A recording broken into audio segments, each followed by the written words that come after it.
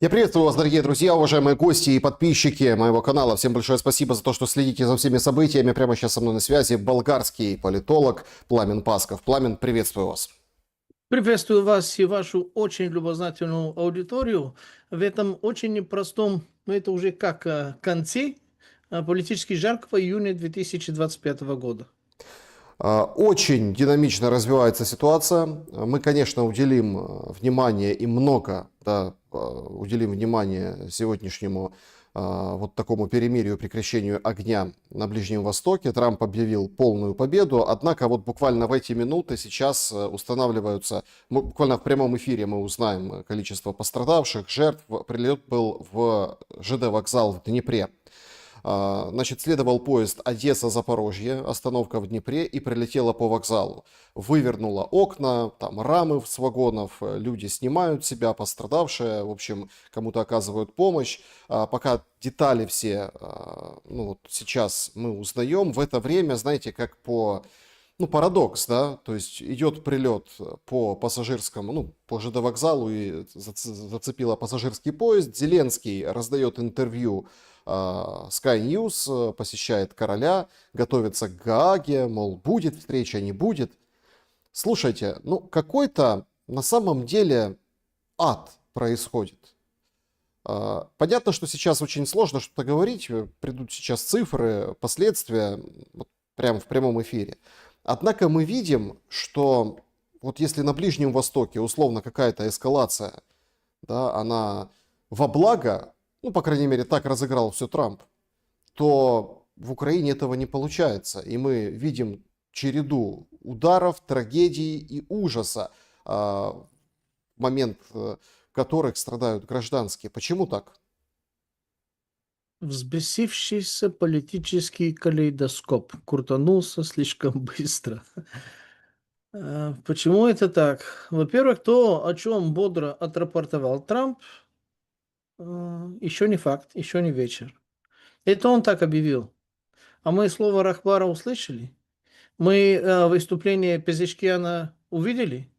Может быть, если на военные карты посмотреть, там, да, сниженная активность, но активность отсутствует.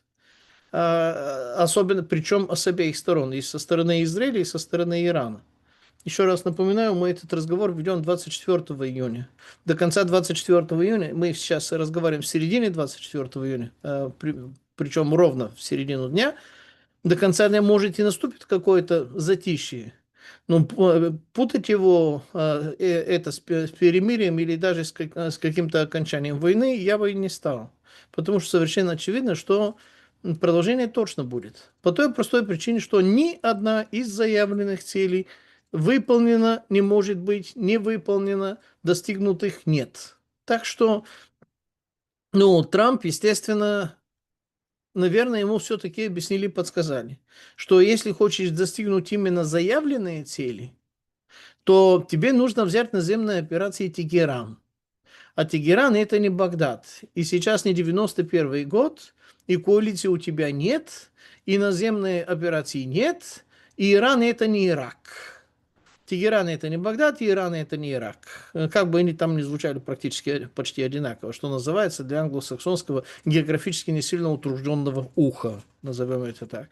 Поэтому в таком случае надо любой результат обрисовать в качестве громкой, категорической, решительной победы, причем со знаком мира. И политический маркетинг диктует, что это нужно именно так озвучить.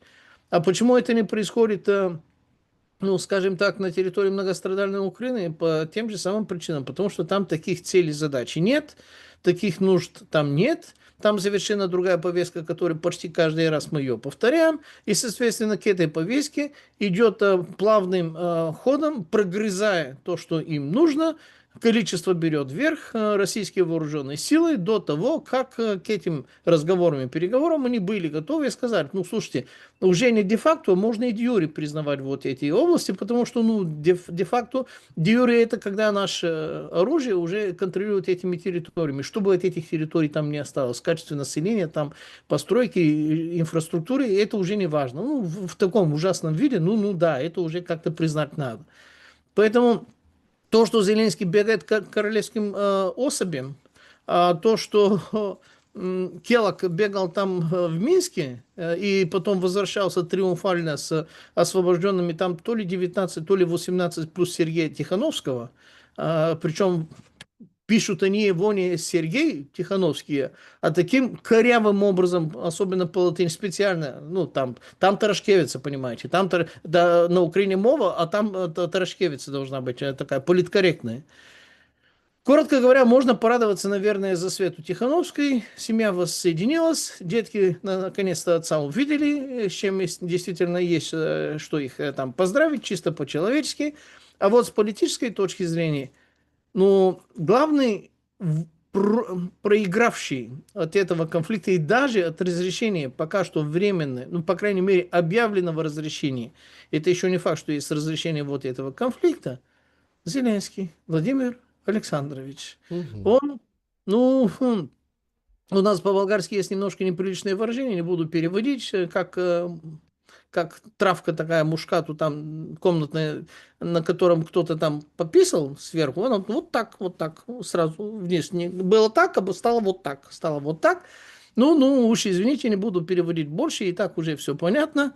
Потому что действительно у него, у пацанчика украли игрушку, а игрушка называлась повестка. Повестка, в которой он был главным героем 3 плюс там лет, года и так далее и тому подобное. На обложках журналов он был, ему миллиарды давали. А как это самое сейчас какой-то Иран, какой-то Израиль, какой-то другой еврей Нетаньяху его обогнал и заполучил внимание Дональда Фредериковича Трампа, да еще и военную поддержку такую, которую мы так долго топали, просили и хотели, а не Ну получили. да, так вы видите, все победили, Пламен, все. То есть Израиль заявил о своей победе, пропаганда Ирана на официальном уровне говорит, смотрите, вот какая классная у нас была операция, запустили ракеты по Катару, и Трамп сразу прекратил огонь, то есть мы победили. Ну, по факту-то и получается, собственно, да, ядерные программы вроде как нанесли урон, но Иран заявляет, что все продолжается, то есть мы не останавливаемся ни на минуту. Израиль говорит, нет, смотрите, какой урон, в общем, все, то есть, а Трамп вообще говорит, мир, дружба, жвачка, давайте возьмемся за руки, там, слава народу Ирана, слава народу Израиля, вообще любовь на Ближнем Востоке, и говорит, я сейчас буду заниматься ФРС, и погнал, там, давай, в Конгрессе глава ФРС, давай его давить, чтобы он понижал ставку, ну, в общем, другие проблемы, сразу быстро переключился. Я позволю себе добавить некоторые формальности нашего прямого эфира. QR-код, который видите возле меня, возможность на экране, если работает сервис, написать свое предложение, мнение, пожелание. Также подписывайтесь на Пламена Паскова, подписывайтесь, ставьте лайки. В сообществе YouTube есть возможность оставить вопрос. Также будут вопросы из чата и клуба зрителей в Телеграм-канале. У нас сегодня на протяжении эфира вот такой опрос. Кто больше выиграл от шоу с прекращением огня на Ближнем Востоке? Варианты ответов: Иран, Израиль, США, Украина. Ну, смотрите, вот вы так говорите, что больше всех проиграл. Ну, во-первых, какой ваш вариант, кто больше выиграл? Иран, Израиль, США, Украина. А во-вторых, вы так говорите, что, ну, мол, в проигрыше Зеленский. А почему? Ну, теперь есть абсолютное моральное право просить любые военные средства, в том числе и ПВО, и все на свете, для Украины, потому что, ну, если Трамп всех помирил на Ближнем Востоке, надо переключаться сюда. Ну, наверное, вот такой мерещится именно Владимиру, только не Путину, а Зеленскому. И, скорее всего, сейчас на этой встрече в Гааге, НАТО, там, кстати, не вчера, а позавчера 34 миллиарда евро коалиция желающих, в скобках евросоюзники, там такие евроатлантические, евроориентированные или дезориентированные, вопрос, конечно, философский, ему одобрили. Сказать, что они дали, нет, не дали, нет, не дали. Они сказали, что дадут. Они сказали 34 миллиарда. Но эти 34 миллиарда, я припоминаю некоторые расчеты, которые, ну, примерно год назад, наверное, Михаил Чаплыга озвучивал, сколько нужно просто на госбюджет Украины, имеется в виду на зарплаты учителей, там, госслужащих, ну, офисного планктона, который государство там работает. Ну, если мне память не изменяет, под 87 миллиардов. Это нужно только Ну, без он никакой войны. Без никакой войны. озвучивал раньше, сейчас как-то вот все нормально, деньги есть.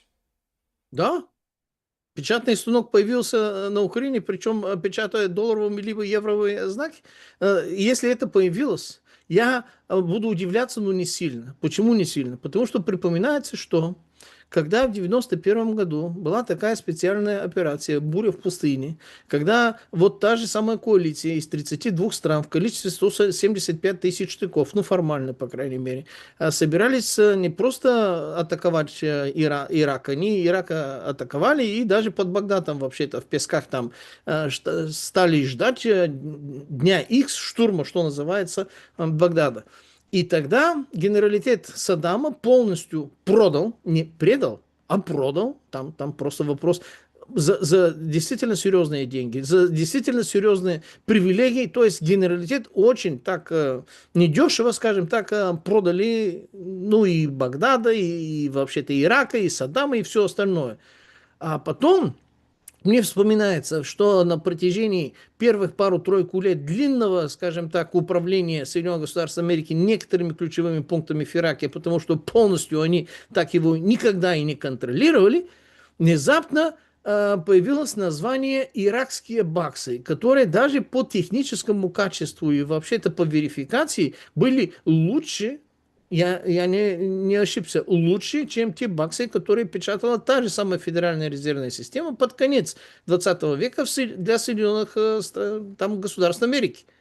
И они пропускались через 7 машинки, там, которые проверяют, и все остальное и тому подобное. А потом, еще несколько лет спустя, не помню уже, когда это было, нашли печатный станок вместе с этими там штампами, с этими там, понимаете, образцами. Причем, о чудо, и печатный станок, и все эти там тиски, или как это называется, формы, они продукции Федеральной резервной системы США. То есть они тогда загнали на территорию Ирака конкретно целый натуральный печатный станок со всеми необходимыми остальными, скажем так, расходными материалами, там, чернилами, бумагой, все остальное, и выпускали самое что ни на есть настоящие баксы, просто с другими серийными номерами, которые только они и знали.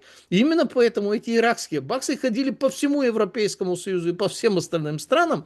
И только если кто-то, какой-то зажиточный коррупционер с честно наворованными коррупционными деньгами, набитой физическим образом, в качестве, скажем так, ручной там поклади, ну, какого-то там чемоданчика, заезжал на территорию США, заходил в какой-то магазин, платил вот этими наличными. Люди, ничего не понимая и, естественно, не догадываясь, брали вот эти магазинеры, все эти там баксы, потому что они очень хорошие, очень нормальные, они совсем такие, как и все остальные. Потом они отвозили их в банк. Банк перекручивает их через специальные машинки и по серийным номерам это выделяет, что это не для местного применения, отправляли в Федеральный резерв, они потом спецпочты, ЦРУ и все остальные отправляли туда по месту предназначения. То есть эти баксы не разрешали, чтобы они засиживались в США. Если у Зеленского сейчас появилась такая привилегия, что там по деньгам уже все ровно, и он даже предлагает купить оружие у США. С одной стороны, дайте мне все, пожалуйста, деньги и оружие, но если не дадите оружие, мы готовы купить. Ну, слушайте, ну это рыночная экономия выше всех похвал. Это невидимая рука рынка. Это вообще-то менеджмент. Крутой менеджер вообще-то выше, эффективный менеджер выше некуда.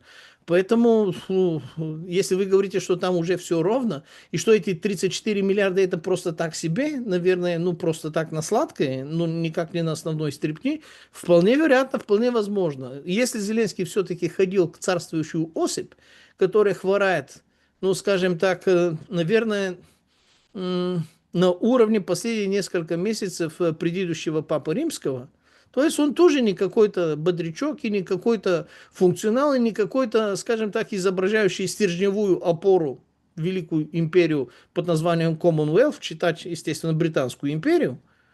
Ну, если он там ходил, он туда ходит только тогда, когда действительно кризисная ситуация. Почему туда он ходит?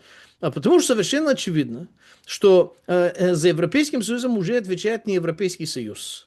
Если раньше американцы имели 90 с чем-то базы в Федеральной Республике Германия, а до 1989 года имели 193 там же, плюс 6-7 британских бронетанковых бригад, то на сегодняшний день ситуация, естественно, мягко говоря, сильно изменилась. Они практически военно деамериканизировали Европу, сократили. Я не скажу, что они ушли, все базы в целости сократили персонал, это так. И теперь кто отвечает за Европейским Союзом? Потому что, как ни крути, какая там не Урсула фон дер Ляйен, ни себя не изображает, или люди не воспринимают ее, скажем так, ну, благодаря телекам не так, как действительно она заслуживает. Европейский Союз – это внешнеуправляемая конструкция. И эта внешнеуправляемая конструкция управляется определенными большими политическими субъектами, даже большими корпорациями, которые являются резидентами этих же больших политических субъектов. Поэтому, если в Европейском Союзе осталась повестка, которая в Соединенных Государствах Америки уже выжигают каленым железом, и там ее нет, значит, это не повестка Соединенных Государств Америки, а та же самая повестка есть только в одной стране, которая вышла из Европейского Союза путем королевского референдума именно для того, чтобы сохранить свой политический суверенитет и значимость и субъектность. И они уже диктуют. Англия уже диктует, Великобритания уже диктует политическую повестку в Европейском Союзе. Зеленский это не может не знать. Мы можем, конечно, много и с основанием издеваться насчет его тяжелых запрещенных фармацевтических зависимостей, и не только, но и результаты этой запрещенной фармацевтической зависимости. И опять же, и не только, потому что у него и другие там, мягко говоря, некоторые сдвиги уже произошли в силу того, что человек находится в такие специфические обстоятельства, когда действительно без посторонней, в том числе медицинской, настоящей медицинской помощи, наверное, продержаться долго нельзя.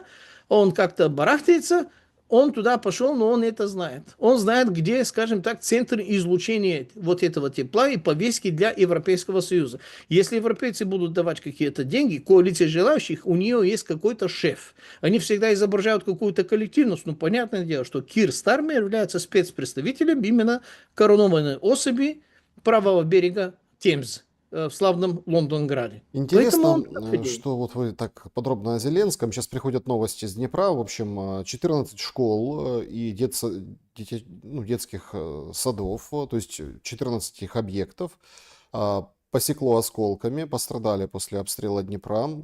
Тоже повредили городскую больницу, поликлинику и частный сектор города. Сам этот вокзал, который... уже приходит оттуда картинка. В общем, был прилет, я так понимаю, наверное, по какому-то составу другому. Взрывной волной осколками посекло непосредственно вагоны. Вроде как Укрзалізниця пытается, собственно, быстро доставить новые вагоны, чтобы до Запорожья доехали из Одессы люди. Есть сообщение о некотором количестве погибших, но оно уточняется. Это по состоянию на эту минуту. Мы в прямом эфире и, конечно, следим за ситуацией. Но тут возникает другой момент, понимаете? Вот вы когда говорите о Зеленском, он же как говорит, что я, возможно, не лучший человек, чтобы довести Украину до конца войны. И тут бы точку поставить. Но он говорит, я опытный. Вот эта формулировка вызывает, она опять-таки, это изо рта, прозвучало.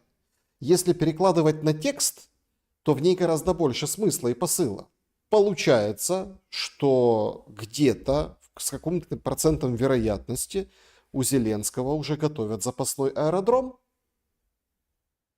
Он говорит опытный, да, и сразу вспоминается, афоризм Егора Кроткого.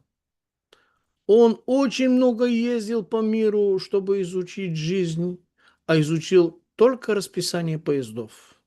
Так что по поводу опытности Зеленского, он что, в армию служил, он какими-то армейскими подразделениями руководил, он может быть большой такой хозяйственный руководитель больших предприятий был, чтобы работать с большими группами людей.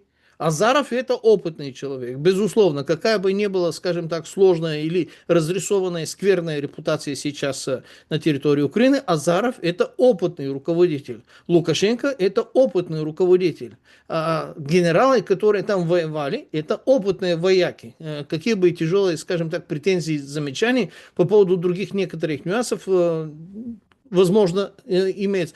А у него что за опытность, кроме как 95-го квартала? У него опытность быть, скажем так, на коротком поводке у Ми-6, что его охрана были британские САС, чтобы он бегал, как мальчик на побегушках туда-сюда, чтобы фоткаться, чтобы, и просить деньги, постоянный попрошайка. Это его опытность, что ли? Опытный, слов нет, и Трамп его обрисовал, лучший селсмен, который я видел. Каждый раз, когда он приезжает, возвращается с какими-то миллиардами.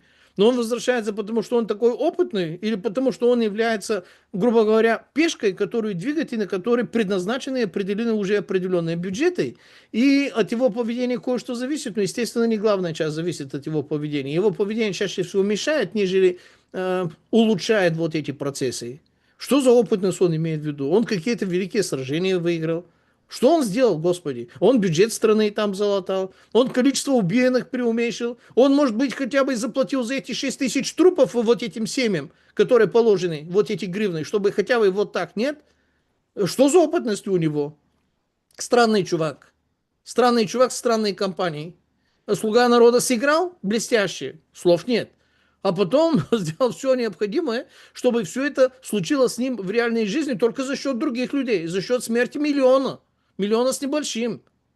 Вот эти, понимаете ли, кладбища, которые растут как грибы, и вот эти ТСКшники, которые звереют с каждым днем, и которые скоро будут входить в прямые, ну, не то что перепалки, перестрелки, наверное, с мирным населением, которое должно понимать, что если хочет остаться в живых, не должно быть таким мирным, потому что мирность в конкретном случае это приговор. ТСКшники тебя затащат, и если выживешь в рамках первой недели, ты один из тех немногих процентов, которые это сделали.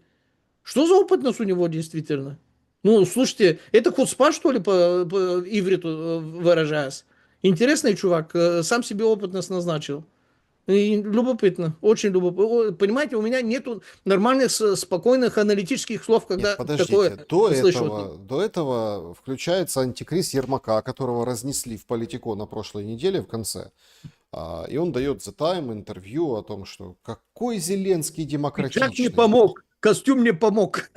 Какой демократичный Зеленский? Как он вообще за то, чтобы он шел на второй срок?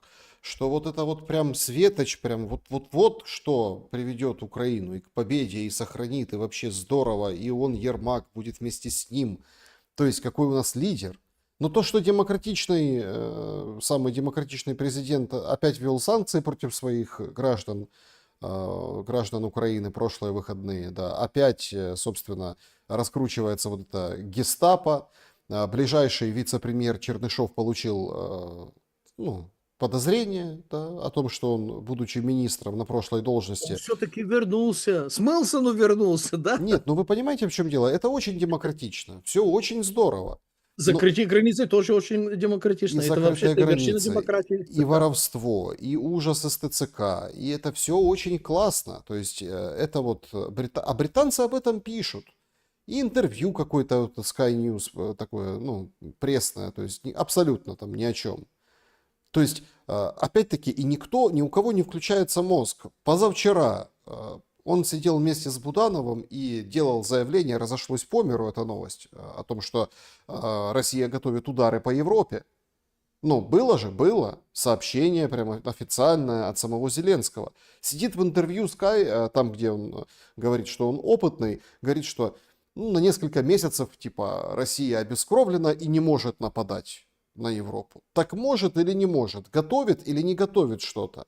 То есть такое ощущение складывается, что это уже не просто, ну, какая-то шизофрения, а это уже прям, ну, скажем, абсолютная слабость. Заметался Зеленский.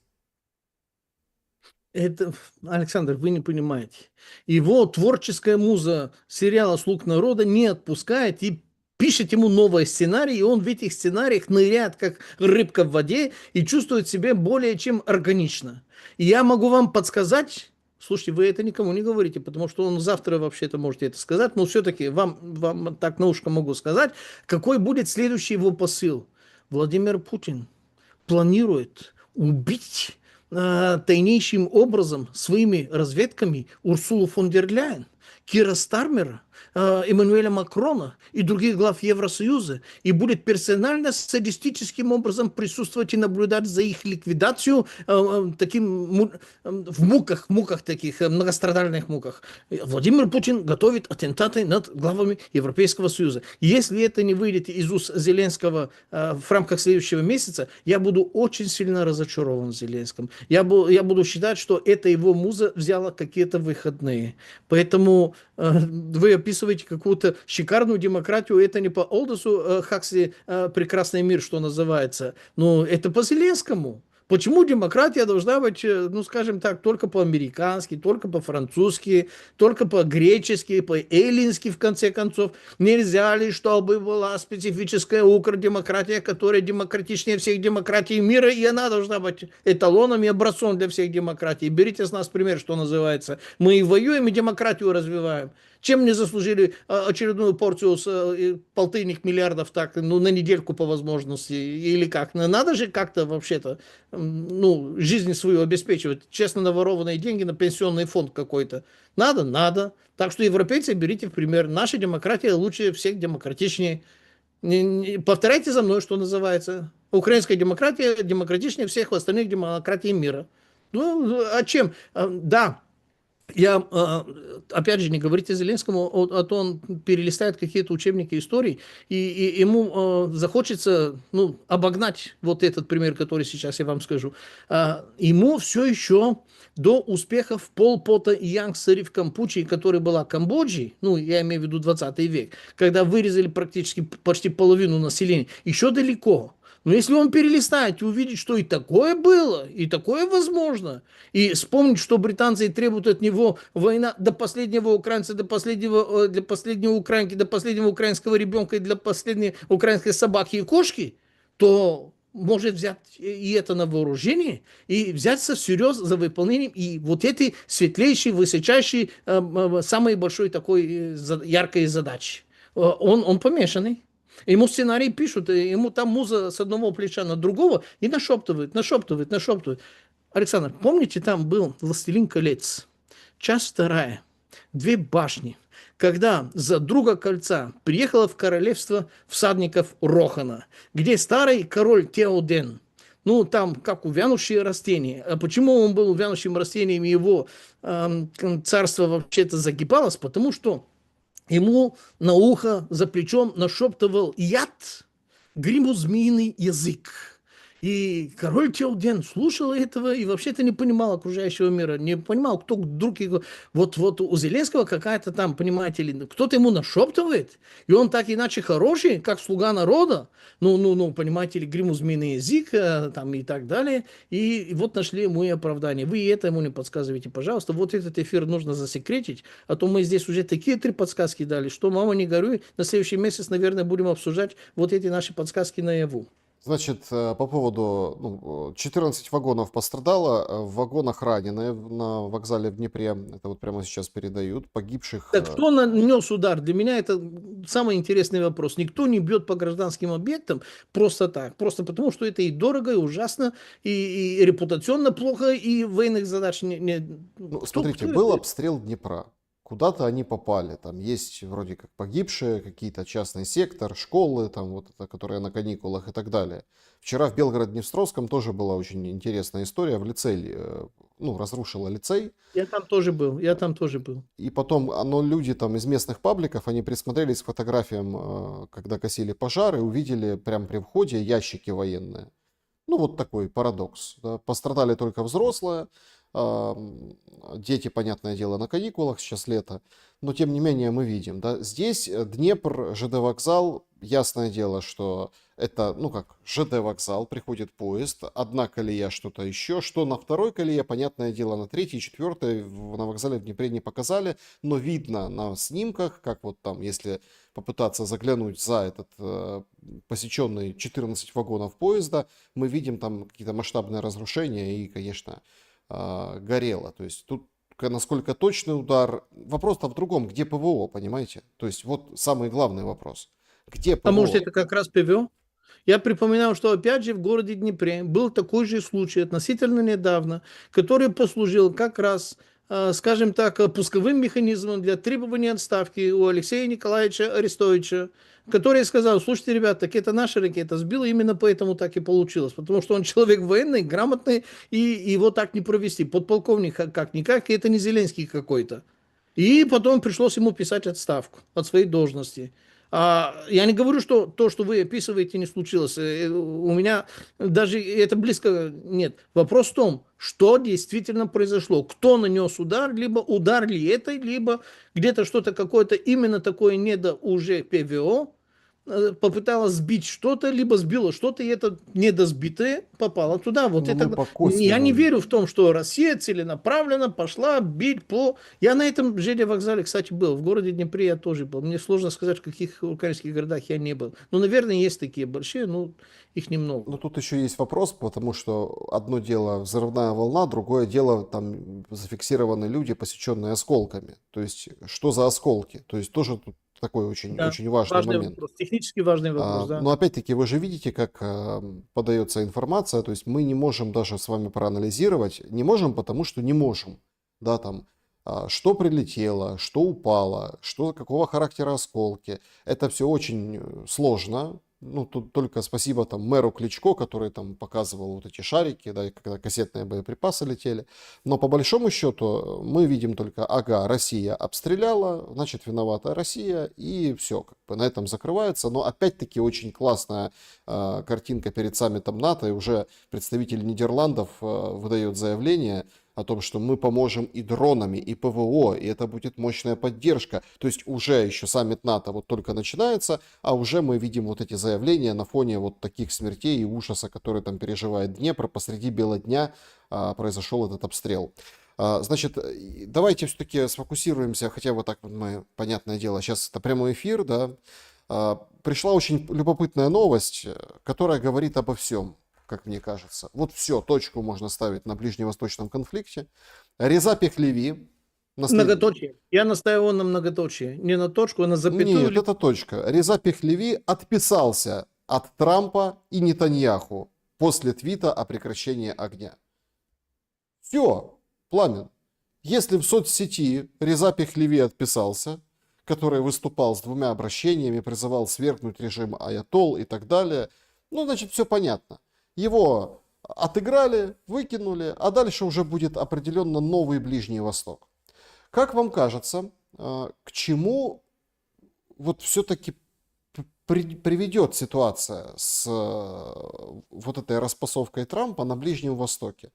Насколько опасно положение дел у Нетаньяху, потому что уже Смотрич заявляет, что ага, вот мы там, это уже все официально подтвердили, Израиль официально, Иран, Совет Безопасности Ирана выдал вот только что официальное сообщение, что все, мы при прекращении огня, окей. Смотрич говорит, мы переключимся на Хамас. Ну, то есть мы не остановимся, переключимся на Хамас. Может быть, опять продолжатся удары по Ливану, которые продолжаются дальше. Но Нетаньяху на вот этих двух локальных войнах он не выгребет дальше. Начнутся большие проблемы. Что будет с Израилем и что будет с Ираном, на ваш взгляд? Это даже не Минск-1, и тем более это не Минск-2. Потому что обе стороны будут воспользоваться вот этим моментом на передышку, на ремонт, на залатывание ран, и на ремонт, и на подготовку. И будет продолжение ответки в рамках этого же года, причем, скорее всего, более чем один раз. Потому что и Израилю разрываться на фронт Газы, который никто не отменял, когда они наносили удар по Ирану, на фронт Хезболлы, который тоже никто не отменял, на фронт хуситов, которые опять же все равно подключились, на Иран, четвертый фронт, слушайте, я понимаю, что у них одна из лучших, если не лучшая армия в мире, особенно с учетом вот этих местных обстоятельств, но на 4 фронта, я думаю, что и Наполеон, и Чингисхан, и Аттила, и Гитлер, и назовите каких-то других таких больших вояк, старались не воевать, а когда им такое приходилось, все равно проигрывали в конце концов, потому что такое выиграть невозможно. Поэтому сокращение количества фронтов даже на время, это, естественно, нужно, выгодно Израилю, просто потому что, они, естественно, могут продолжать лупить по объектам Ирана, но это безнадежная операция, которая стоит огромного количества времени, и продолжать туда лупить на такой же дистанции, они Ирана, режим не свергнут. Еще раз, смотрите на цели, которые были заявлены. Ни одна из этих целей невозможно, чтобы была достигнута. Кстати, вы интересный момент подсказали, что Реза Пахлави, сын Шаха, такое написал, вернее, такое отписался. Слушайте, у людей складывается, на мой взгляд, достаточно ошибочное впечатление, которое легко и быстро можно исправить, если нырнете в Дурапедию только не по-русски, а по возможности по-английски, там информации побольше. Ну и по-русски можно, но лучше по-английски. Давайте посмотрим две фигуры. Аятоллах Хамини, Али Хамини, который сейчас, Рахбар который, и Шах. Шах звучит царственно, шах звучит монархически, шах звучит, ну, как-то по-шаховски, да? А если посмотрите на биографию, на происхождение и того шаха, и другого первого шаха, если хотите, даже в первой половине 20 же века, так это бывшие казахские и русские офицеры. Это гражданский человек, который волею судеб стал каким-то шахом вот этого Ирана в эти времена. Это буквально волею судеб. Ирония судьбы без легкого пара, что называется. А Али Хамини, он сеет, он из Аятоллы, его выбирают совет улемов, у него черный тюрбан, они прямые представители и наследники по мужской линии пророка Мухаммеда, сакральность. Поэтому, если какой-то Пехлови там от кого-то там отписался, ну, он же и так гражданский человек, это все равно, что Пезешкиан от кого-то отписался. Для иранцев, чисто в этой там иерархии конструкции власти, это не как у нас, что президент это вершина всего того, Нет, ничего это подобного. свидетельство о другом, это о другом свидетельство, понимаете? Вот вы упоминали Тихановского, да, для которого Зеленский герой, который Трампу, ну, в любви признавался, какой он молодец, приехал Келлог и всех отпустил, там 14 человек, еще могут отпустить. Но Тихановская дает интервью, она в смятении. Нет, не потому, что теперь Тихановский и Тихановская, не-не-не, она там остается лидером, вот это. Они теперь не нужны. Проблема в этом. Тихановская, она и была не нужна, она теперь вообще просто не удел. Есть такое выражение в украинском языке, оно не очень культурное, ну вы же поделились некультурным выражением болгарским. Есть такое выражение «гивно на цедылку». Ну как, дерьмо на отцеживание. Все. Она теперь, это инфраструктура оппозиционная Беларуси, это удар по ней мощнейший. Все, пожалуйста, отпустили. А чем они будут заниматься? Только ходить Кстати, хвалить... по-болгарски звучит так же. Так понимаете, в чем дело? Вот этот Пихлеви точно так же. Все, карта. То есть это означает, что закрывается эта история. Со сменой режима, с какими-то моментами. Да, будут потом переговоры, будут потом... Израиль попробует еще довоевать на Ближнем Востоке у себя там на севере или на юге. Ну, имеется в виду Газа, Ливан. Попробуют там чего-то еще. Всех, конечно, будут стращать. Иран объявил о победе, Израиль объявил о победе. Трамп сказал, я всех помирил, всем ура. Все, фанфары, радость, Нобелевская премия мира. Вот к этому все идет, понимаете? А вопрос Украины не решается. И все сбрасывают со счетов очень важный, очень важный. И вполне вероятно, мы еще узнаем немножко позже настоящую подоплеку роли Кремля в этом царстве Трампа, миротворца на Ближнем Востоке. Потому что премьер, ну не премьер, а потому что министр иностранных дел Аббас Аракчи. Аракчи был у Путина и о чем-то с ним предметно беседовал. Я даже готов догадаться о чем. Поскольку Иран исправно предоставлял шахеды в промышленных количествах за все эти 3+, ну, как минимум за 3 года, и у них уже есть договор о каком-то всеобъемлющем сотрудничестве, из которого пункт 3, ну, более-менее имеет отношение, скажем так, и к военным и другим конфликтам, который на самом деле имел уже место быть, в результате чего Иран, я думаю, нуждается в двух вещах. А, ПВО, Б, самолеты. Естественно, Путин не захочет это просто так сделать. Но у него на самом деле вариантов нет, потому что вот этот большой поставщик огромного индустриального количества шахедов, технологий шахедов и всего остального, ну, мы продолжаем тебе поставлять шахеды, просто будешь уже не платить. Вот список, что нам нужно. ПВО, ну, такое, которое работает, самолеты, ну, которые летают.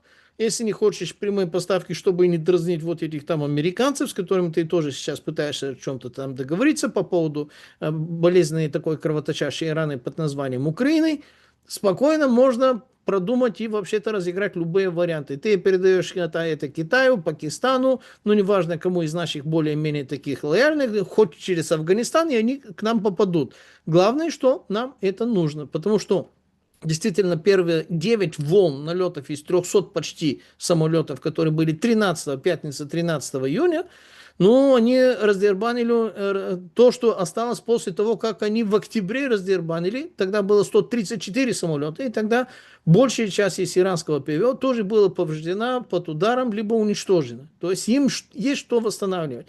Иран сейчас не заинтересован, во-первых, в продолжении конфликта, потому что нужно восстановить авиацию ПВО, нужно отремонтировать ударные, и нужно произвести энное количество уже из этих новых ракет, которые уже известно, что лучше бьют и прошивают израильскую пятислойную защиту. Им на это нужно технологическое время. Наверное, главный выигравший из вот этой бравады Трампа – это Иран. Это не США, не Россия и тем более не Израиль. Это Иран. Иран получает эту передышку. То, что Израилю частично выгодно, но менее, чем Ирану. Ну да, один фронт пока что на время отпадает для того, чтобы мы хотя бы с нашими здесь ближними там двором почистили, разобрались, потому что Газа это, черт возьми, это ужас какой-то, маленькое такое, ну там муравейник под землей. Как этого муравейника почистить? На земле одни руины, а под землей все те же самые битвы, и люди там погибают, и потери идут.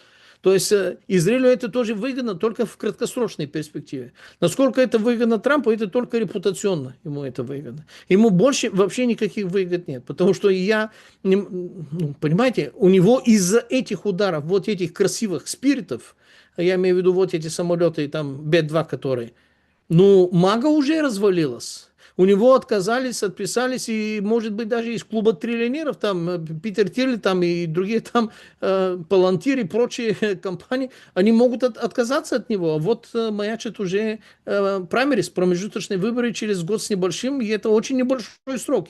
У них подготовка к таким выборам начинается далеко за год до того. А как у него с репутацией? Вчера он хвастался, что у него 54% поддержки. Ну, до того, как было 54, было 60 с чем-то, было почти под 70. Значит, потери уже идут. И как? Можешь потом вернуть того же самого Такера Карлсона? Не можешь, потому что ты уже разбомбил. Ты уже из Трампа миротворца стал Трампом военноносного, такой вояки. Ты говоришь, что ты не как все, ты той другой. Ты только что расписался, что ты уже практически такой же. Можешь уже вернуть Илона Маска? Теоретически можешь, де-факто не факт. Можешь уже вернуть Марджори Тейлор, можешь уже вернуть Стива Беннона, можешь уже вернуть другие, те, которые были идеологическим костяком Мага. А Мага это и есть та идеология, которая неформально, но реально является действительно настоящей идеологией, которая зарядила 70 плюс миллионов американцев, которые проголосовали физически, фактически. Ну, если мы философски посмотрим на этот вопрос. Ну, подождите, так Трамп такой и был. И во время первого срока вот так вот менял, как перчатки, всех своих вот этих назначенцев. Так это стиль Трампа. Он такой и был. Если вспоминать первый срок, там тоже там менялись вот туда направо-налево. И в военной сфере, и не в военной, и вот эти там есть предатели всякие, там вот, Болтоны там и так далее. То есть мы же Да помним это. вице-премьер даже его сдал. Вице-президент его сдал, да. Ну, то есть, понимаете, в чем дело? Он всех вот это вот меняет.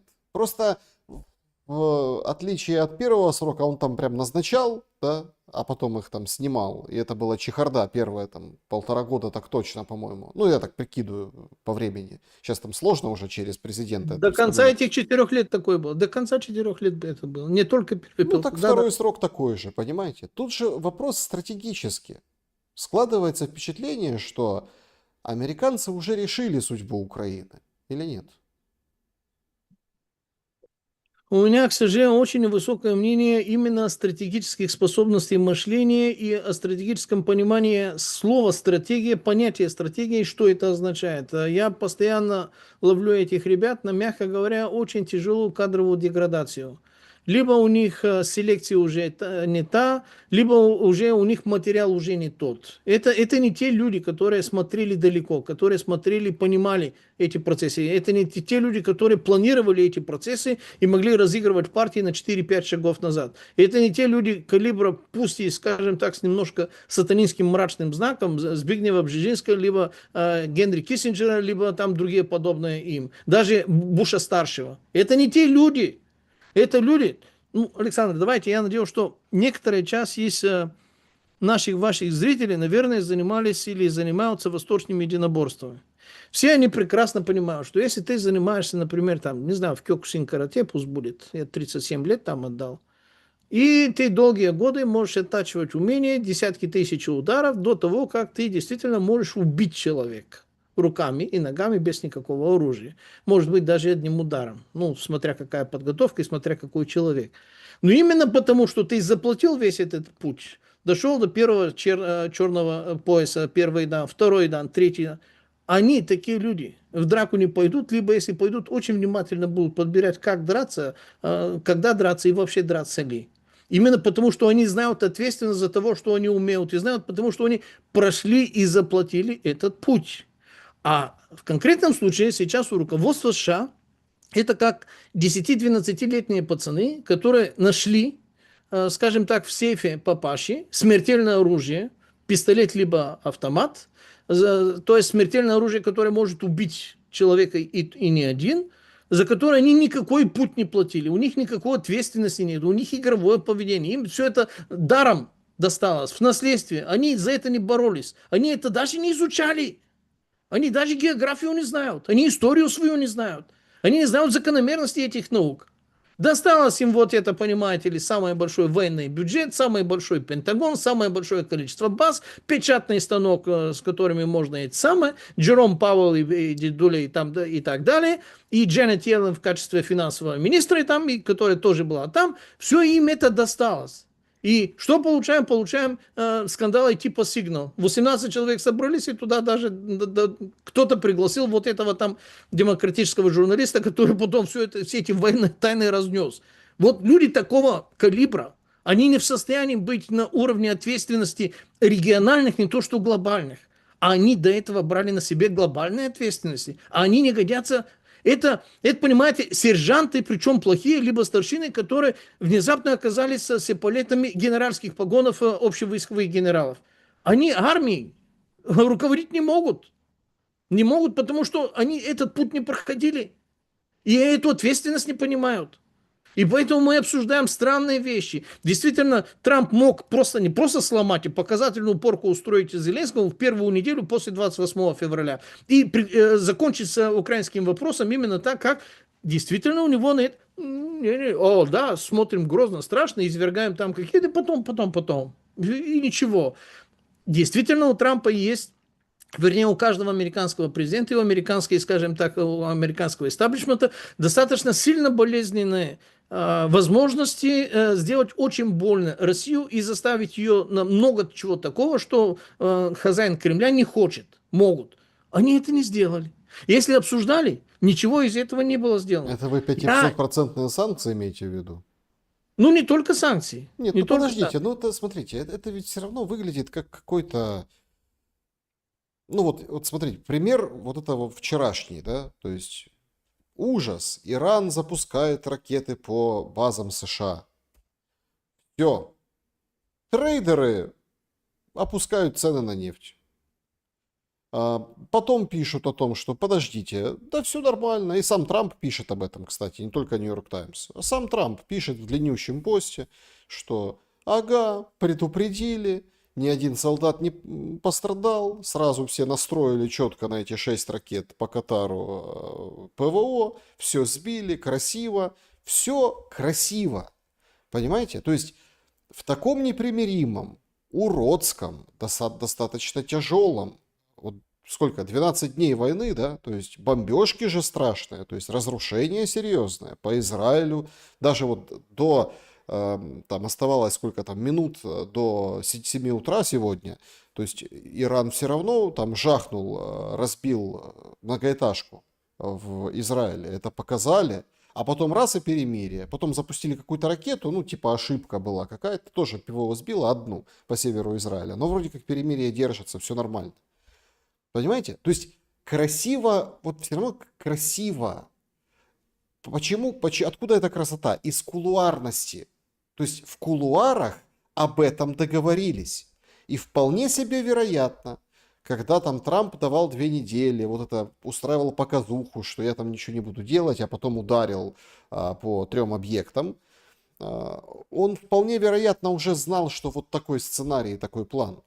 Я вот на 100% уверен. Я тоже, я Ничего, тоже. почему ничего подобного нельзя провернуть в Украине? Вот это вот, знаете, самый большой вопрос там, наверное, от тех женщин и детей, и стариков, ну, потому что мужики не ездят, их сразу крутят и пакуют в бус, которые ехали из Одессы в Запорожье летом, да, вот, которых посекло там, и сейчас их там пересаживают. Ну, вроде никто не погиб именно на вокзале, да, там, в других местах, ну, сейчас приходят данные. Почему вот эти киевские жертвы, да, то есть м, которых там родственники, которых достают, они же тоже задаются этим вопросом. Почему нельзя сделать красиво? Путин готов делать красиво, и он это демонстрирует. Даже вы видели вот эту перепалку с Медведевым? Сначала Венс ему там начал отвечать, потом Трамп вспомнил о существовании Медведева, сказал, что Путин босс именно поэтому, потому что он ответственно относится к вот этим ядерным словам на букву «Я», да? То есть, почему здесь невозможно никакой комбинации? То есть, Потому что здесь другой большой политический субъектный актор принимает решение за то, что должно происходить на территории Украины. И этот актор не в Кремле и не в овальном кабинете. Этот актор на правом берегу Темзы, а скорее всего на левом берегу Темзы, напротив Букингемского дворца в лондонском Сити. А это достаточно большой, серьезный игрок, который этого не хочет. как У этого его переиграть? Ну что, Кремль и Белый дом не могут переиграть какой-то, ну, отрыжку былого величия вот этих британцев? Во-первых, Белому дому не надо это переигрывать, потому что у них бумажка на концессии. Если переиграют, им придется делиться. Они хотят Канаду у этого субъекта забирать, как-никак. Поэтому им это не надо. Поэтому и Белый дом помогать здесь не будет. Кремлю тоже пока что невыгодно прекращение огня, потому что они не отвоевали вот эти 4 области в административной границе. Если им их не дают, а никто не дает, начиная с Киева, проходя через Лондон, заканчивая в Белом доме. Если никто не дает, а Трамп только говорит, ну, если вы на все согласитесь, помните, там этот план 17 и 25 апреля, который мы обсуждали, 19 пунктов и несколько блоков, где было, ну, мы будем их признавать де-факто. Не де-юре, а де-факто. То есть, если де-факто, это не де-юре. А если не де-юре, то, значит, надо сделать так, чтобы не было вариантов, чтобы не было де-юре. Если обстоятельства по внешнему контуру, то вся эта ближневосточная заварушка и все остальные заварушки, которые рассеивают и отнимают внимание и ресурсы этих больших субъектов, позволяют, то Кремль прогрызает то, что им нужно и возможно. Ну, как их переиграть? Здесь главный вопрос, кому их переиграть? Если переиграть Киевскому военному округу и Московскому военному округу, которые сейчас сражаются в режиме гражданской войны из-за того, что Советский Союз незаконно раздербанил, не это вопрос наследства или вообще-то колонизации всего бывшего советского, вернее, не бывшего, а настоящего Советского Союза, то это один вопрос. Пока не будет решен вопрос гражданской войны, который сейчас идет, а гражданская это потому, что, еще раз, это незаконно то, что сделали в Беловежской пуще из внешней юридической и с внутренней юридической точки зрения. Это незаконно на всех уровнях, которые можно было вообще придумать. Если сделано что-то незаконное, вот этот конфликт, это не конфликт не между какими-то государствами. Это просто так называемая в англосаксонской юриспруденции by acceptance. То есть они прекрасно понимают, что это незаконное, но не по подразумеванию, а потому, что местные народы пока что приняли этот формат. By acceptance значит, они пока что приняли. People схавал. Раз people have it, значит, пока что мы будем играть, как будто это так. Хотя они прекрасно понимают, что это не так. Они прекрасно понимают, что это чисто гражданская война между частями Советского Союза, в которой они тоже теза плюс антитеза равно синтеза, синтеза для них, а теза плюс антитеза сражаются. Это извечное правило dividere et impera. Это по латыни называется «разделяй и властвуй». Мастера, естественно, в Лондон-Сити. Поэтому для того, чтобы их переиграть, нужно сначала восстановить свою политическую субъектность и объединить вот эти ртутные капельки, которые сейчас между ними кровавая борозда, которая постоянно наполняется одной и той же кровью. И именно из-за этого ртутные капельки не могут собраться. Но это невозможно.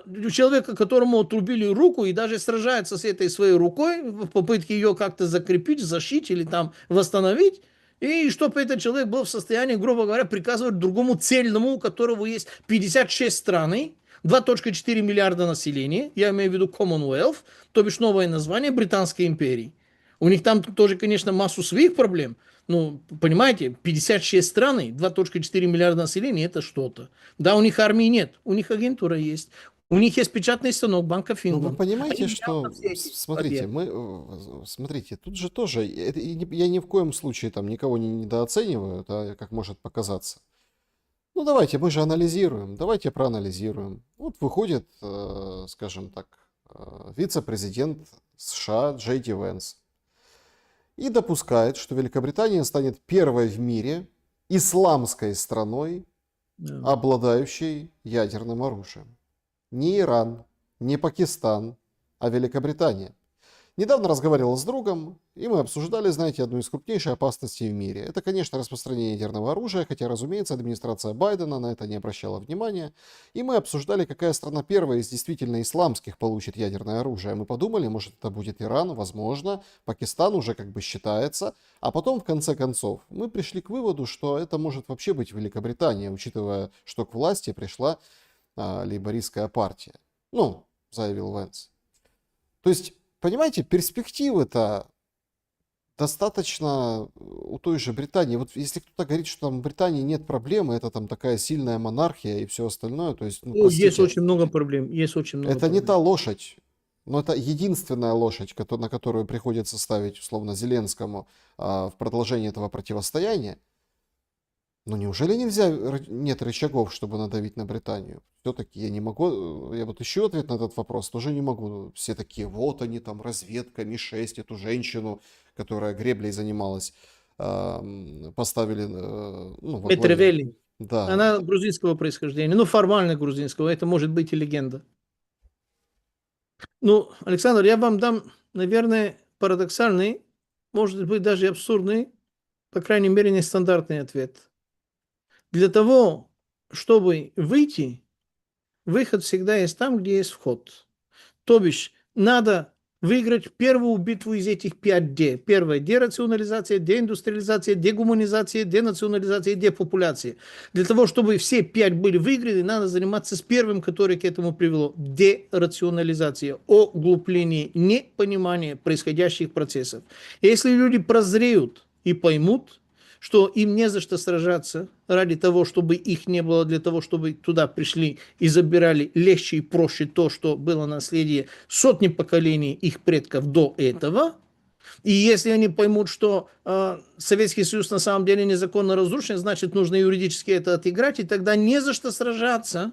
Если они это поймут, то есть если выиграем битву за рерационализацию, то есть за настоящее понятие, разрывая пелену лжи, смрадов, средства массовой рекламы, агитации, дезинформации и система дезобразования и индоктринации наших детишек, если это будет сделано с обеих сторон на уровне от 3 до 10%, не на 100%, а от 3 до 10% это критическая масса, после которой начинается цепная ядерная политическая реакция, тогда народ уже поймет и займутся именно с теми, которые продолжают их натаскивать, убивать друг друга.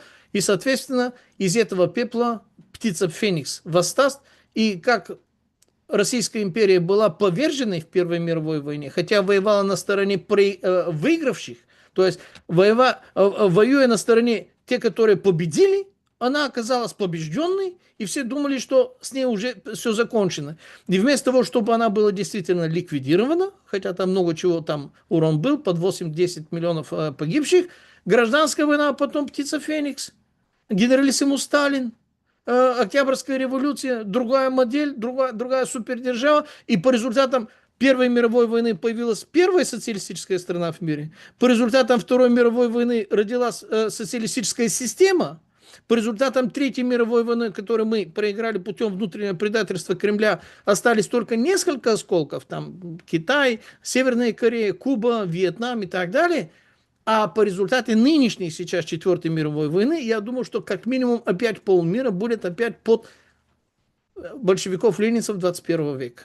Потому что другая модель не может объединить людей. Человек звучит гордо, когда у тебя родина одна, и есть ответственность всех органов власти перед каждым человеком, которые не демагогия соблюдаются, и которые прописаны, начиная с этого товарищеского суда, ну там Нона Мордюкова, там диамантиная рука и так далее, и все остальное, когда вся эта система работает, и человек чувствует себя защищенным, и у тебя есть доступ абсолютно ко всем инфраструктурным, социальным подразделением жизни около тебя, техническим, медицинским, образовательным и прочее, прочее, когда все это уже гарантировано, за такое государство и за такую державу все те, которые раньше воевали за сепаратизм, пойдут и будут воевать, и это не пустые слова. Был бунт в Средней Азии, Туркестана, против царской власти. Это было, по-моему, под конец 19 или начало 20 века.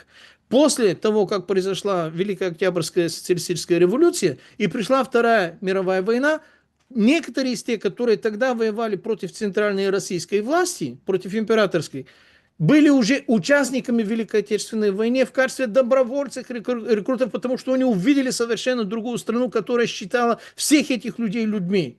И это не демагогия. Это нельзя забывать. Это постоянно надо повторять, потому что это, слава богу, можно проверить. Это есть документалистика, есть история, которая уже случилась именно так, и каждое слово можно перепроверить. Я понимаю, что сейчас в учебниках истории, вообще-то в дезобразовании, которое является индоктринацией, пишут совершенно другое. Но все еще есть люди там 70-80 плюс лет, которых, если спросишь, хоть во Львове, хоть в Тернополе, хоть в... Слушайте, как называется первый населенный пункт в самой западной точке Украины на границе с Польшей? Рава-Русская называется. Почему русская, не украинская, черт возьми? Ну, Верещук, она там была, Да. мэром, в конце концов, которая потом была вице-премьером. Рава русская. С кем я разговаривал, когда проезжал на своей машине через Словакию, Польшу, Венгрию? С русинами я разговаривал, самыми западными русскими. На всех газозаправках и в магазинах я разговаривал единственное только по-русски. И даже если мне кто-то не отвечал, потому что у них наречие немножко другое, все меня прекрасно понимали. Никто не ожидал от меня в Венгрии говорить по-английски, в Словакии говорить на словашском, либо на каком-то другом там, якобы, господи, Европе. Я по-русски разговаривал. Там, где русины, где проживают, самые западные русские. Какие украинцы? Найдите мне их на карте. Найдите их в переписи населения начала 19 века. Или даже не 19, начало 20 века найдите какие-то украинцы. Есть суржик как наречие, это диалект. Есть западноукраинское наречие, которое не является отдельным языком. Господи, из этой берлоги ООН-УПА сделали, понимаете ли, фашизм. Слушайте, кто хатынь сжигал? Специально замалчивали, что это на самом деле не немцы были, не германцы. Там другие. Кто на Бабьем Яру людей убивал? Айнзацгруппой. Айнзацгруппа это немцы, что ли? Кто убивал Ватутина под Ровно? Немцы, что ли, его убивали? Ватутина, герой Великой Отечественной войны. Кто памятники сейчас валит? Фашисты их валят. Фашисты их валят, потому что, когда ты валишь памятники антифашистов, значит, ты и есть фашист. По-другому просто не бывает. Нет Да, другого знака плюса и минуса. я хотел бы очень коротко, но чтобы вы тоже обозначили, ответили на этот вопрос, потом будем подводить итоги голосования, и, собственно, там несколько вопросов от зрителей прозвучит в чате, поэтому пишите тоже ваши вопросы. Сегодня 2 года к мятежу Пригожина. Да, 18 по 23, да, именно так. То есть, понимаете, возникает важный вопрос. Вот мы во многом повторяем, ну, как это как зеркало, да, то есть Россия и Украина в этой войне. Я помню, там показывали, вот эти там бойцы СВО, ну, пропаганда, да, раскручивала эти материалы, вы тоже видели, там, поехали куда-то в глубинку в России, там, в общем, проказничают, там, ну, занимаются преступностью, занимаются там друг с другом разборки занимаются. Сейчас мы входим в период, когда разборки уже в тылах Украины с действующими азовцами и бывшим азовцем. Действующие взяли достаточно медийного такого рекрутера, бывшего азовца, там избили. Ну, там, ломиками, там, в общем, красиво его отмудохали, то есть, а полиция вроде как все переполошились, это кто-то, наверное, русские наняли, а потом разобрались, поняли, что это там 4 действующих азовцев. И поэтому как так вот ну, так замолчали и все. И вынужден был этот сам пострадавший выходить и вываливать вот эти грязные трусы наружу, что это разборки в тылу между военными. И много таких вообще историй, да, там, когда... Бытовуха военная, бытовуха. Не, это не бытовуха, это конкретная Я имею в виду, как они это представляют. Типа, конкретные вещи, то есть конкретные. И тут уже русский след уже не пришлешь, не пришьешь никаким образом. То есть повторяется история определенным образом, и это во многих моментах. Может ли повториться поход Пригожина по-украински?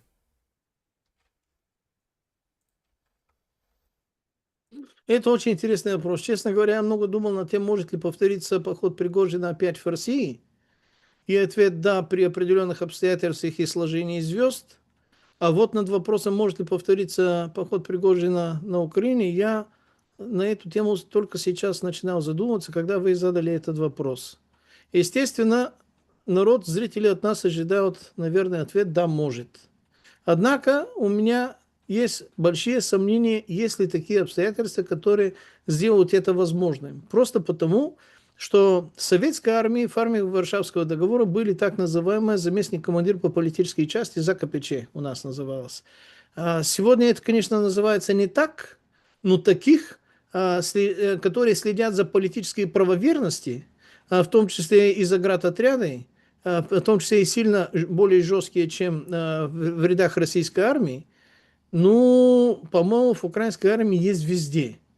То есть там с этим уровнем такой специфической политкорректной дисциплины дела обстоят сильно выше, чем в российской армии, где подразделениям Пригожина просто была дана максимальная автономность, и, соответственно, результатом вот этой автономности стал именно этот марш свободы, где 4 тысячи и того, не более чем, из почти 50 тысяч вагнеровцев поехали в сторону Москвы тогда. Так что я думаю, что в современной украинской армии это, скорее всего, невозможно. Это пока что на сегодняшний день. Может, я ошибаюсь. Наверное, даже хорошо было бы, если я ошибаюсь. Но мне кажется, что с учетом того, что главными военными процессами там занимаются сейчас британцы, а они люди невероятно опытные. Не те физические лица британцы, а Британская империя перемалывала 600 лет разные народы и государства, подчиняла и владеет этим искусством, которое они отточили до блеска. Поэтому вот эта шлифовка до блеска, они не допустят такое.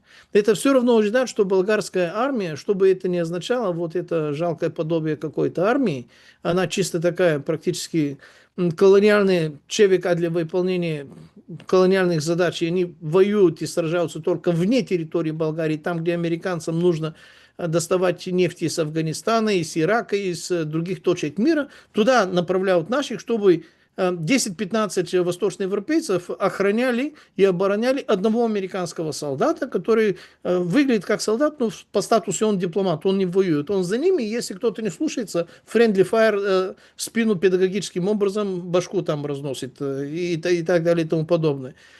И поскольку сейчас в украинской армии примерно такие же порядки, примерно такие же формы отношений и примерно такие же средства контроля, я думаю, что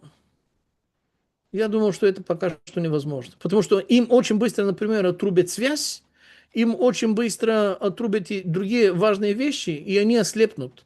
И если они ослепнут, даже если они пошли на Киев, то, наверное, даже Google карты на мобильных телефонах, если нужно, можно их заглушить, и они должны ориентироваться на то, что ты видишь. То есть, когда армия ослепнет, либо связь у нее прорывают, а связью, там, понятное дело, контролируется не штабом, украинскими вооруженными силами, а другими техническими поставщиками таких специфических услуг, я думаю, что это физически и технически невозможно. Пока что.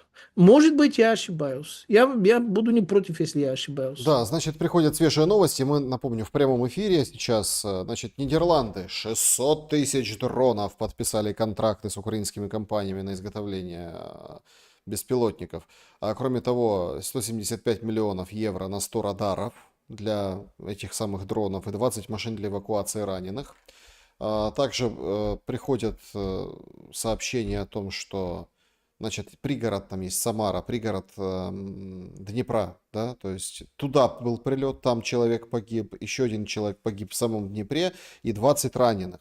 Ну, то есть, понимаете, картинка жуткая, разгон жуткий, мы видим все-таки по количеству этого масштабного прилета, все равно, вот когда охладевают эмоции, да, то есть все прекрасно понимают последствия, да, то есть это не ковровая бомбардировка Днепра произошла все-таки, да, какие-то ну, объекты конкретные были целью. Ну, еще, конечно, информация, пока Зеленский, ну, это все потому, что Зеленский в Гааге, да, там встречается, он прибыл сейчас на саммит НАТО, встречается с этим нидерландцем, который ему подтвердил помощь. Хотя на самом саммите его не будет, он будет там на ужине, постсаммите. Это вот то, что важно знать. По состоянию на эту минуту. Кто больше выиграл от шоу с прекращением огня на Ближнем Востоке?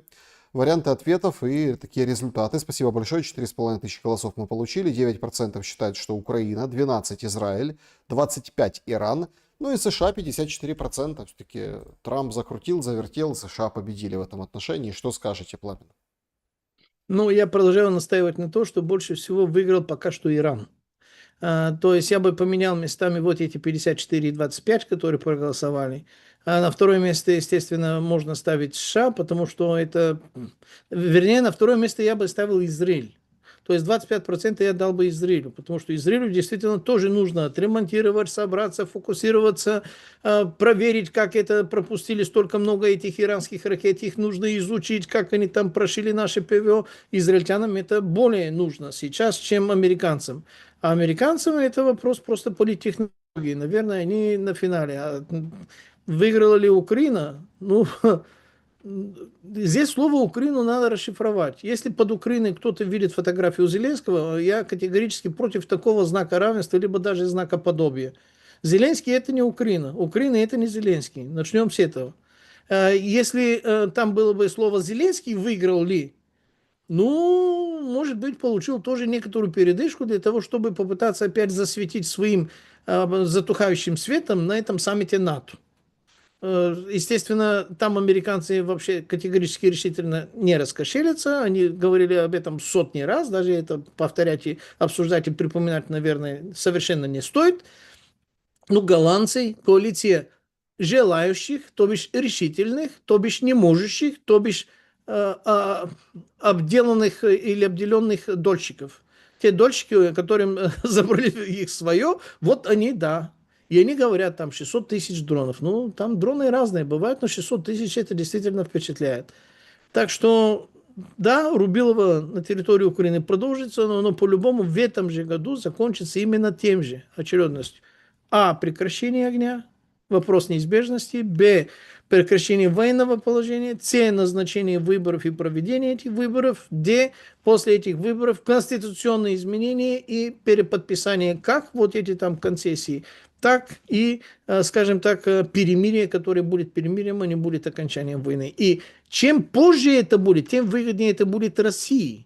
Хотя это чем позже будет выгоднее персонально Зеленскому, потому что любая опасность, либо любой вариант потери власти даже на время, скажем так, на время каких-то выборов, для него это смерти подобное, и это прерывает или мешает ему все эти, ну, скажем так, финансовые потоки, которые во время войны льются таким потоком, которые во время цивильной жизни ни один там финансовый гений, ни один бизнес-вариант не в состоянии обеспечить. Ни 95-й канал, ни 995-й канал. Они такое сделать не могут. Значит, переходим к вашим вопросам. Друзья, в сообществе YouTube Петр пишет. Вопрос. В 12-дневной войне Израиля с Ираном плюс Америка победили все стороны. И Катар еще победил. Ну, это, кстати, тоже, да? И так было удивительно. Вчера во время прямого эфира был у меня эфир. И прям стреляют по Катару. Ну, то есть, Катар это непростая страна, мы понимаем, о чем мы. То есть, да, там и финансы, и все очень... Стрелял очень... по американским базам, которые на территории Катара, но это в непосредственной близости от Дохи, поэтому формально, реально, да. Это стрельба по Катару. Это вы что? Это прецедент. И там заявления были такие, ну, такие международные. Значит, Петр спрашивает, а как же Путин? Ведь накануне эпического удара были посланники из Ирана, сидели в Кремле и что-то переиграли. Путин выиграл или нет от этого исхода? промежуточного, как вам кажется? Это хороший вопрос, и, честно говоря, у меня нет ясного ответа. Путин в большом напряге, потому что Аракчи приехал к нему именно с тем, что нужно, чтобы Россия посмотрела на этот договор о сотрудничестве дельно и серьезно, не просто так бравурно с протокольной точки зрения, и они будут просить и ПВО, и самолеты, и, может быть, ракеты. Не знаю, что они будут просить. Может быть, будут просить даже Искандеры. Всякое может быть. Потому что, в конце концов, если Россия это сделает, то тогда Иран буквально до конца года восстановит свою военную, в том числе, субъектность, и дальше можно уже по списку, то, что мы уже Мгм. обсуждали. Да. А выгодно ли это Путину? Ну, Путину будет это невыгодно, если действительно в результате этого саммита НАТО откуда-то, пока что для меня неизвестно откуда, достанут какие-то деньги и ресурсы и будут заливать Украину деньгами, боеприпасами или там личным составом, и, естественно, российским вооруженным силам придется туго.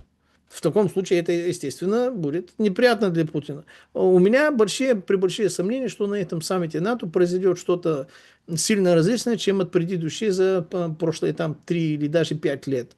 Потому что те ресурсы, которые у них имелись, они уже их дают. А другая промышленность, другой производственный комплекс у них не появился. Соответственно, даже при самом лучшем своем желании у них на складах не такое уж и большое критически ужасное количество лежит, которое они могут сейчас Ну да, залпом это ввести. тем более это все, знаете, такие пугалки. Мы сейчас изготовим на наших Да. заводах там когда-нибудь. Ну, посмотрим. Голландские заводы в Китае. Вопрос к Причем вам, в Китае. Александр Снегуль, в общем, извините, не выговорю. Александр Пламен, а сами украинцы как народ или граждане войну закончить не хотят? Выйти на улицы миллионы людей не могут? Могут, так не хотят. Хотят лишь денег, неважно, что за эти деньги убивают. Что скажете? Я понимаю прекрасно эмоции и отношения, и, скажем так, то, что горько на душе от того, что видится, но такое никогда не происходит. У народа, к сожалению, никогда, ни на территории Украины, ни нигде не бывает такой импульс самоорганизации, чтобы он организованным образом, спонтанно, видите ли, вышел на улицы, разорвал кусками вот этих негодяев и, грубо говоря, восцарила справедливость, счастье и другой, более человеческий мир. Всегда тот народ, который в теории Карла Маркса и Ленина называется движущей силой, ему нужен гегемон. Какой-то организатор, какой-то склеивающий, координационный центр, какой-то политический, органический, координационный субъект. Если такого субъекта на территории Украины нет, который может вести всю эту работу, допустим, какой-то аналог коммунистической партии Украины, которая была запрещена, которую раздербанили в 2014 году, Симоненко, по-моему, был там ее руководителем, там выгнали, ну, коротко говоря, декоммунизацию там провели, либо неважно, как она будет называться, но какая-то группа людей с достаточным ресурсом, физическим, финансовым, логистическим и другим, которые в состоянии нести вот эту ношу и функцию быть контраэлитом. Мгм. Есть элит, антиэлит, есть контраэлит. То есть контраэлит это тот элит, который заявляет себе заявку на то, что он хочет и готов стать элитом, готов нести ответственность быть элитом. И для Да. этого он, конечно, должен пойти против этого элита. Саныч, вопрос. Паскову в селе Запорожье, ДНР, после зачистки валяются трупы ВСУ. Почему украинцы бросают своих побратимов?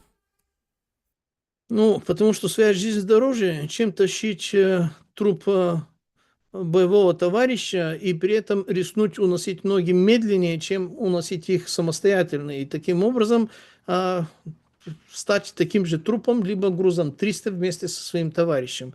Война – дело военное, и судить этих бойцов за то, что они бросили своих товарищей, может только тот, который там на месте, и там на месте он попытался все-таки что-то другое сделать. Те, которые спасают свою жизнь, я понимаю, что со стороны хочется, чтобы мы видели героические сцены, которые фильмы нам показывали, но уж извините, этот героизм является исключением. Он есть, причем во всех армиях, и всегда он был. Но он именно в порядке исключения, которое подчеркивает правило, а правило в том, что уноси ноги, пока ты не станешь таким же. Это У тебя да. нет времени этим заниматься. Значит, откуда нефтепродукты в Украине? Александр Гайдар спрашивает. Ну как Я не знаю. откуда? Откуда? Оттуда же. Все оттуда же. Из-под конвоя российского танкеров, да. Идут в Европу, а с Европы туда. Значит, это да. Значит, Рени, Измаил, Одесса, оттуда. да, ну тут, конечно, пишут, понятно, уже трактовка другая происходящего, что над вокзалом была сбита ракета ПВО или там падение. Ну, то, что вы предполагали в самом начале. Люди ну, по-разному. Опять-таки, еще раз, мы не узнаем правды официальной.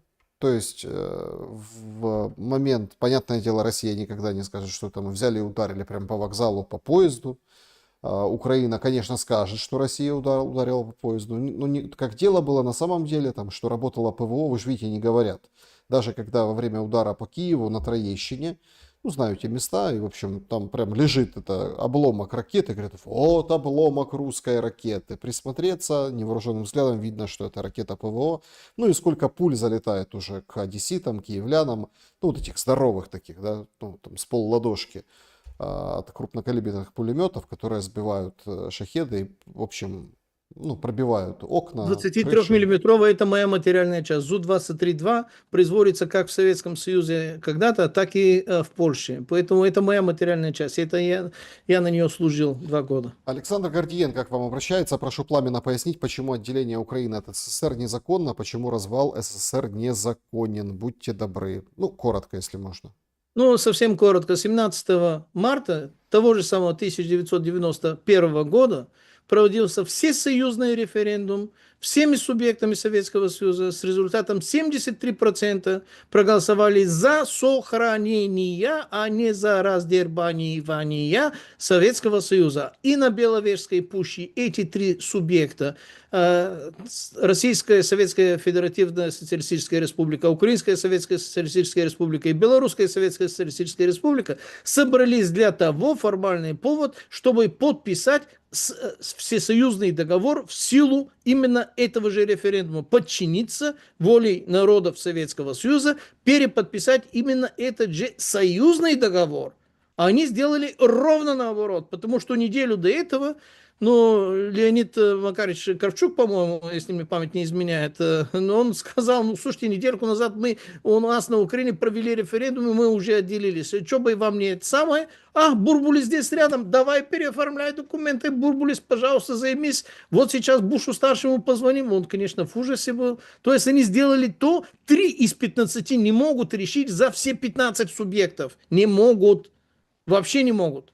Ни юридически, ни фактически никак. Звонили, кстати, Назарбаеву, Нурсултану Абишевичу. Он их матом покрывал. Вы идиоты, вы что? Вы славяне. Вы хотите, что ли, ввалить в Советский Союз?